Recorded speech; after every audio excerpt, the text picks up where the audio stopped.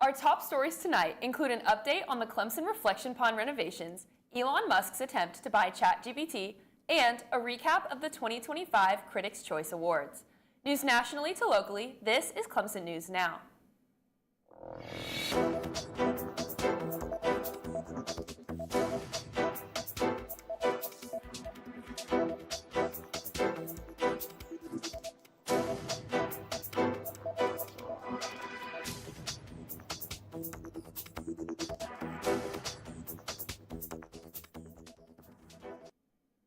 Welcome and thank you for joining us. I'm Ann Withers. And I'm Mara Kane. Our first story comes to us from right here in South Carolina. On Wednesday, Scout Motors headed to the Carolina State House to testify with consumer freedom advocates for the South Carolina Consumer Freedom Act. Scout Motors is currently building a new production facility in Blythewood, right near capital city Columbia. Once finished, they want to be able to sell cars directly from an app. However, for this to happen, the law needs to change. Under current law, all consumers in South Carolina must purchase cars directly through a dealer, therefore making it illegal for Scout Motors to sell cars directly through an app. In response to the outcry for a change in legislation, Governor Henry McMaster said, "Over the last few years with the internet and Amazon and all the others, customers are looking for their freedom and that ability to order things directly without a middleman." With car dealership lobbyists holding strong in their stance, the end result for Scout Motors is unclear. We'll keep you updated as the story unfolds. The Critics' Choice Awards finally took place last night after initially being delayed from the fires in Los Angeles.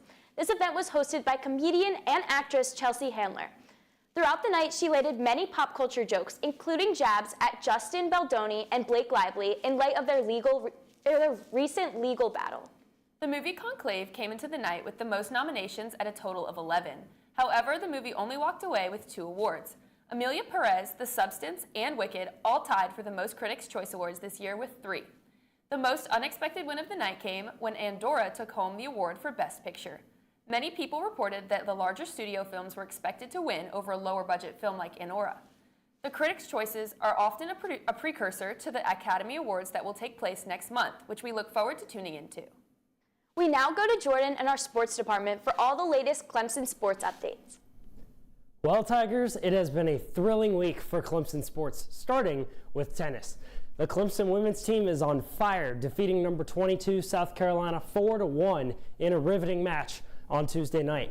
This victory marks the Tigers' first win over a top 25 team since 2024. Graduate student Sophia Hatton clinched the match with a comeback win, securing a huge point for the Palmetto Series. Clemson dominated in doubles, and even after a tough loss on court 3, the Tigers powered through with strong wins in singles to seal the deal. The Tigers will look to keep their momentum going with a doubleheader at Duckworth this Friday against Fordham and Mercer. Meanwhile, the Clemson men's basketball team has been one of the hottest teams in the nation, recently beating 2 college basketball Blue Bloods.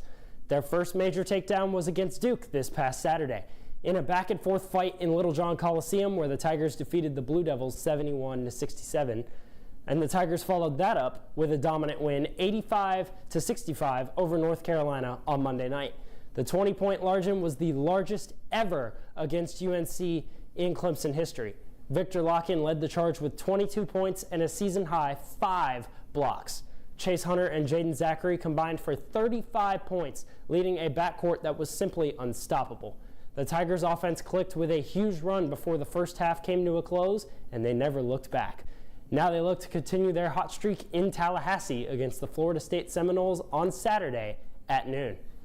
In gymnastics, Clemson fell to number 22 North Carolina 196.575 to 195.8 in a tough but close contest. The Tar Heels clinched their first ever win over the Tigers, with Gwen Fink leading the way on beam with a 9.9 out of 10, and Julia Noer taking home the all-around title with a season-best 39.275 total in the 4 events. The Tigers put up a fight but couldn't overcome UNC's strong performance, particularly in the second rotation. They will be back in action for a Valentine's Day ACC battle with the 19th-ranked NC State Wolfpack at Littlejohn at 7 p.m. Now let's head over to the latest in softball, where the Tigers dominated in their 13-0 win over Missouri State. Clemson was on fire throughout the game, beginning with Julia Noer's 2-run homer in the first that put Clemson up 2-0. In the second, Taylor Pipkins drove in Sam Minish, and then Julia Noller came through again with a 2-run double. By the 6th inning, Clemson was up 7-0, with Macy Cintron getting in on the action with a double of her own. The 7th inning saw back-to-back homers from Marion Collins and Kennedy Ariel, and Alex Brown doubled to drive in a run. Macy Cintron then sealed the deal with a 2-run homer to left field, ending the game with a 13-0 final. And earlier today, the Tigers headed to Clearwater, Florida for the Shriners Children Clearwater Invitational. They had a doubleheader against 2 Southeast Conference Tigers, Missouri and Auburn. But Clemson was no match for these powerhouses, losing 10-6 to Mizzou and 6-3 to Auburn. They return to the dirt tomorrow in another battle of cats against Kentucky. And finally, in women's basketball, Clemson fell to number 13 North Carolina 53-51 in a back-and-forth battle that featured 10 ties and 12 lead changes on Saturday afternoon in Littlejohn Coliseum. Loyal McQueen led the Tigers with 17 points, followed by Hannah Combe with 12 points, including 3 three-pointers. Maddie Clues added 10 points of her own and a team-high 5 rebounds. The Tigers held UNC to a season-low 53 points and 20 points below their season average. Clemson fought throughout the game but couldn't seal the deal, ultimately turning it over in the final seconds. The loss brought the Tigers' losing streak to 4, but that could change tonight as they are back out on the court live right now in Littlejohn Coliseum against the 19th-ranked Georgia Tech Yellow Jackets, looking for an upset win and a 5th ACC victory.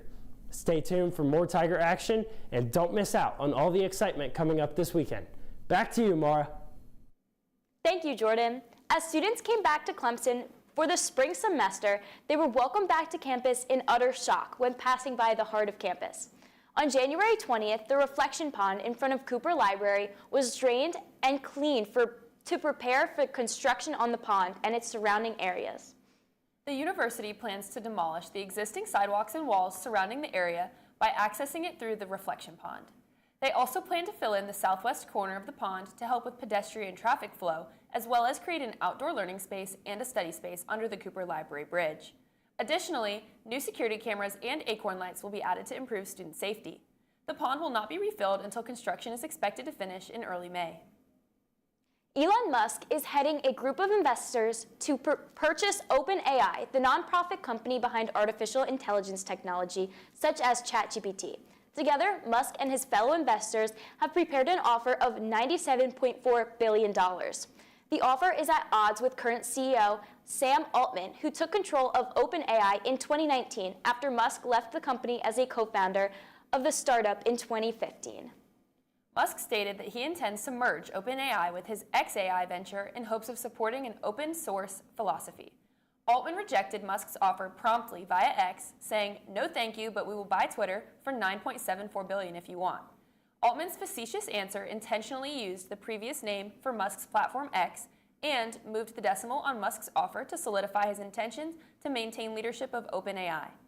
Altman described his further reasoning, claiming that OpenAI's current structure ensures that no individual can take complete control of the company. Despite Altman's resistance, Musk claims that he is attempting to make OpenAI the safety-focused force for good that it was intentionally intended for. We now turn to our weather department for the latest forecast. Penelope, how's the weather looking in Tigertown this week? Well, Tigers, you might have thought winter was making its way out with a couple 75-degree days last week, but the recent forecasts have proved otherwise. The rain will return as we move into the weekend, so you better get your umbrella back out of the closet. The temperatures will remain in the 50s consistently. The next week is still very gloomy and frigid, with highs in the 40s and lows in the 20s. We are back into freezing numbers. Maybe the groundhog was right when predicting 6 more weeks of winter. That's all I have for you guys here. Stay warm, stay dry, and as always, let's go Tigers. Back to you, Ann. Thanks, Penelope. To wrap up the night, we look to the national news many have been concerned about. The United States continues to see a rise in egg prices as the effects of avian influenza contribute to economic hardship for families across the country. The avian flu, also known as the bird flu, was responsible for the deaths of over 40 million egg-laying birds last year. From November to December alone, egg prices rose 14%, with prices projected to rise another 20% within the year. To cope with the crisis, many grocery stores are limiting egg purchases, while restaurants such as Waffle House require surcharges for each egg. New York State Governor Kathy Hochul imposed a shutdown of all New York State live poultry markets throughout this Friday, February 14th, to limit the spread of the virus.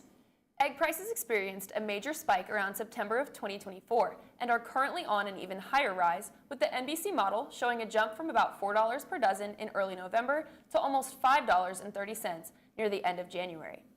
The White House has expressed intentions to lower egg prices in the near future. However, the nature of the highly contagious avian influenza leaves customers unable to predict the immediate economic implications. That's all we have here for you tonight. Be sure to tune in next week for all the latest news, nationally to locally. I'm Mara Kane. And I'm Ann Withers. Clemson News Now.